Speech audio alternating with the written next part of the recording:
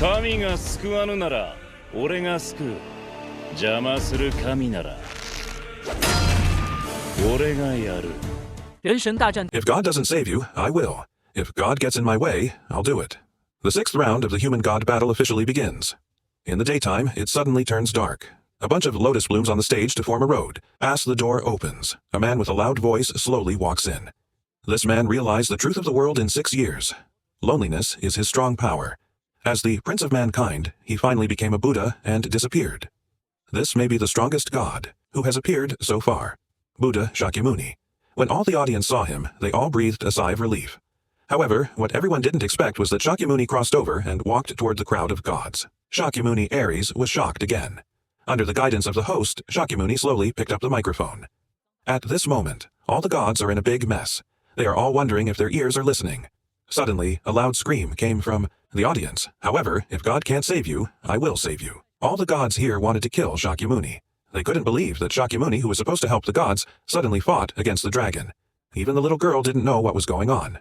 At first glance, everything seemed to be in Sakyamuni's plan. No way. It turned out that not long before the sixth round of the competition, Sakyamuni just ran into Buddha Sakyamuni. He saw Sakyamuni put a handful of popcorn in his mouth and said, "We want him to fight in the sixth round." But now his mind has changed. He plans to represent the human camp to fight against the gods.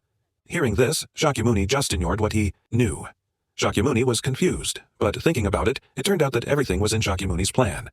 Long before he decided to hold the gods' wedding ceremony, Sakyamuni asked Sakyamuni to find out about Yilian's escape. At that time, Sakyamuni had already planned to let Sakyamuni fight against the gods.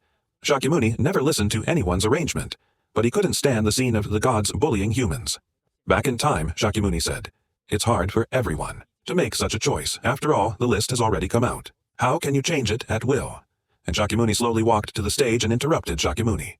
He said, "It doesn't matter. Since you chose the human camp, then make a plan to fight against the gods. Besides, you can let all the audience hear. See what happens when you fight against the gods." Facing all the doubts of the gods, Sakyamuni didn't give up. "In this universe, I am just me. Who is it that has made me so anxious?" As the only Buddha in the world, Sakyamuni was only curious about his next opponent. At that moment, the sky was covered with dark clouds. When the golden light pierced through the clouds, a dragon-headed spaceship slowly landed in the center of the stage, and the one standing on the ship was Sakyamuni. Sakyamuni said, "I'll leave it to you to retreat slowly." At that moment, the host was confused. Why are there 7 people in a one-on-one battle? It turned out that Sakyamuni was originally a 7-member entity. As the head of Kunshan Tianmen was killed, the armor on his body was broken and his body was cut into pieces. Compared with the beast's armor, it actually merged into Tianmen's body from the back. See? Bye. Then the remaining 5 people started to merge. After a short while, there was a strange sphere in the center of the stage. As the sphere was broken, a new figure emerged. The spirit talisman appeared. It is said that the 7 talismans are the 7 gods in charge of the Buddha's blessing. But there is a rumor that there is another god besides them. Before the god came to earth, the heaven was destroyed.